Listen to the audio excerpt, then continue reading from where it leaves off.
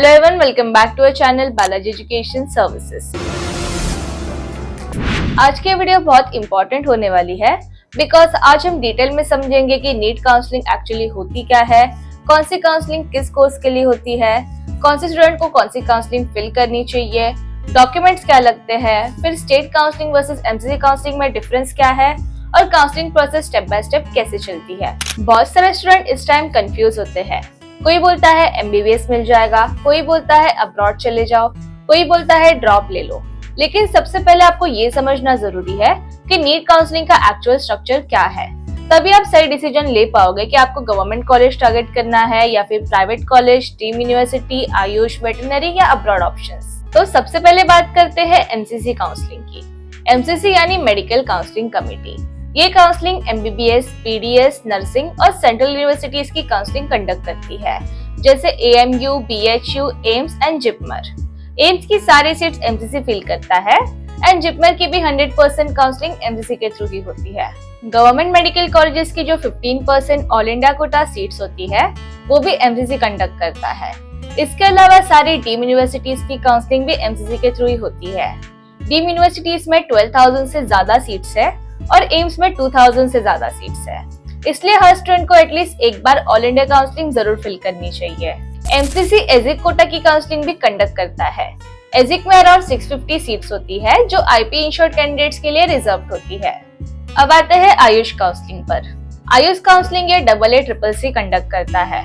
इसमें BMS, BHMS, Unani and yogic sciences जैसे courses आते हैं। गवर्नमेंट कॉलेजेस की 15% ऑल इंडिया सीट्स यहाँ भी होती है। उसके बाद आता है वेटनरी काउंसलिंग। वेटनरी की 15% ऑल इंडिया सीट्स ये VCI यानी veterinary council of India conduct करता है। अब समझते हैं गवर्नमेंट एमबीबीएस और बीडीएस सीट का डिस्ट्रीब्यूशन। गवर्नमेंट कॉलेजेस में 85% सीट स्टेट कोटा की होती है और 15% सीट ऑल इंडिया कोटा की होती है। स्टेट कोटा के लिए डोमिसाइल रिक्वायर्ड होता है एंड हर स्टेट का डोमिसाइल क्राइटेरिया अलग हो सकता है।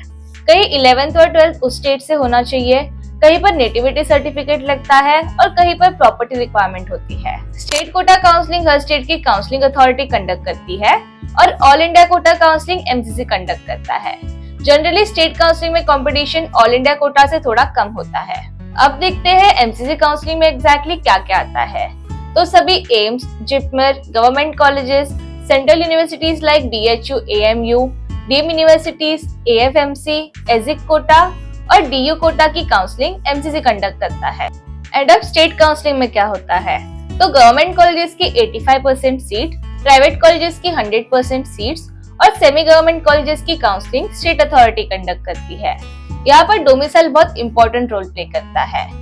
एग्जाम्पल के लिए अगर किसी स्टूडेंट के पास यूपी डोमिसाइल है तो वो MP state counselling directly apply नहीं कर सकता। लेकिन अगर कोई student 2 state domicile criteria fulfil करता है तो वो दोनों स्टेट की काउंसलिंग में पार्टिसिपेट कर सकता है। एनआरआई कोटा की काउंसलिंग भी स्टेट अथॉरिटीज ही कंडक्ट करती है, लेकिन एनआरआई डॉक्यूमेंटेशन बहुत स्ट्रॉन्ग होना चाहिए। फेक डॉक्यूमेंट्स या इनकम्प्लीट डॉक्यूमेंट्स की वजह से बहुत इश्यूज हो सकते हैं। अब समझते हैं काउंसलिंग राउंड्स का पैटर्न। सबसे पहले एमसीसी राउंड 1 होता है, उसके बाद स्टेट राउंड 1, फिर MCC round 2 and then state round 2, उसके बाद एमसीसी राउंड 3, फिर स्टेट राउंड 3 और finally stay vacancy round. So overall एक स्टूडेंट को अराउंड 8 राउंड्स तक मैनेज करने पड़ सकते हैं। अब बात करते हैं इंपॉर्टेंट डॉक्यूमेंट्स की जो काउंसलिंग के टाइम रिक्वायर्ड होते हैं। सबसे पहले 10th सर्टिफिकेट रिक्वायर्ड होता है डेट ऑफ बर्थ वेरिफिकेशन के लिए। फिर 12th मार्कशीट एलिजिबिलिटी वेरीफाई करने के लिए रिक्वायर्ड होती है। ट्रांसफर सर्टिफिकेट और स्कूल लिविंग सर्टिफिकेट भी रिक्वायर्ड होते हैं। फिर स्टेट काउंसलिंग के लिए डोमिसाइल सर्टिफिकेट मैंडेटरी होता है। नीट एप्लीकेशन फॉर्म का कंफर्मेशन पेज और एडमिट कार्ड भी संभाल के रखना होता है। उसके बाद नीट स्कोर कार्ड काउंसलिंग के टाइम मैंडेटरी होता है। कैटेगरी सर्टिफिकेट भी इम्पोर्टेंट है। EWS certificate latest financial year का होना चाहिए। उसके बाद ओबीसी स्टूडेंट को सर्टिफिकेट की वैलिडिटी चेक करनी चाहिए। देन सिख, मुस्लिम और जैन माइनॉरिटी स्टूडेंट को अपने माइनॉरिटी सर्टिफिकेट रेडी रखने चाहिए अगर वो माइनॉरिटी कॉलेजेस टारगेट कर रहे तो। फिर पीडब्ल्यूबीडी कैंडिडेट्स को डिसेबिलिटी सर्टिफिकेट और स्क्रैप रिलेटेड डॉक्यूमेंट्स रेडी रखने चाहिए। ड्रॉपर्स को गैप सर्टिफिकेट भी लग सकता है। ये बेसिकली एफिडेविट होता है जिसमें मेंशन होता है कि ड्रॉप ईयर में स्टूडेंट क्या कर रहा था। 8 passport size photograph, valid ID proof like Aadhaar card, PAN card, passport या वोटर आईडी भी रिक्वायर्ड होते हैं। कुछ स्टेट एडिशनल डॉक्यूमेंट्स भी मांगती है। तेलंगाना में इक्विवेलेंसी सर्टिफिकेट रिक्वायर्ड होता है एंड कर्नाटका में स्टडी सर्टिफिकेट लगता है एंड महाराष्ट्र में हेल्थ सर्टिफिकेट रिक्वायर्ड होता है। तो ये सारे डॉक्यूमेंट्स आप चेक करके संभाल के रखिए। अब समझते हैं एमसीसी काउंसलिंग के एक्चुअल स्टेप्स। रिजल्ट के अराउंड 10-12 दिन बाद एमसीसी काउंसलिंग शेड्यूल रिलीज करता है। उसके बाद स्टूडेंट mcc.nic.in वेबसाइट पर रजिस्ट्रेशन करते हैं। रजिस्ट्रेशन के टाइम सिक्योरिटी अमाउंट पे करना होता है। अगर आप सिर्फ गवर्नमेंट कॉलेजेस के लिए अप्लाई कर रहे हो तो सिक्योरिटी अमाउंट कम होता है, लेकिन डीम्ड यूनिवर्सिटीज के लिए अप्लाई करोगे तो सिक्योरिटी डिपॉजिट 2 लाख रुपीस तक भी हो सकता है। जनरल कैटेगरी स्टूडेंट के लिए गवर्नमेंट कॉलेजेस ओनली काउंसलिंग में रजिस्ट्रेशन फीस 1000 रुपीस होती है और 10,000 रुपीस रिफंडेबल सिक्योरिटी अमाउंट होता है। उसके बाद SC, ST, OBC और PWBD कैंडिडेट्स के लिए रजिस्ट्रेशन फी 500 रुपीस और सिक्योरिटी अमाउंट 5000 रुपीस होता है। अगर डीम्ड यूनिवर्सिटीज भी इंक्लूड करते हो तो रजिस्ट्रेशन फी 5000 रुपीस और सिक्योरिटी डिपॉजिट 2 लाख रुपीस होता है।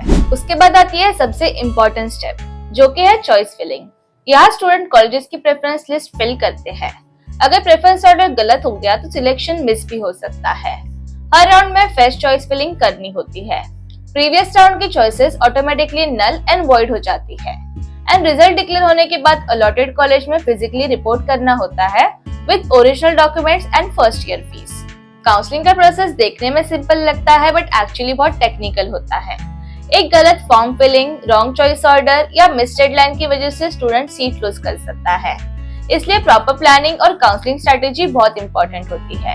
एंड आई होप आज की वीडियो से आपको नीट काउंसलिंग का कंप्लीट स्ट्रक्चर समझ आया होगा। आज की वीडियो के लिए इतना ही। ऐसी वीडियो के लिए चैनल को सब्सक्राइब जरूर कीजिए एंड वीडियो लगा तो do like, comment and share. I will see you next video. Thank you.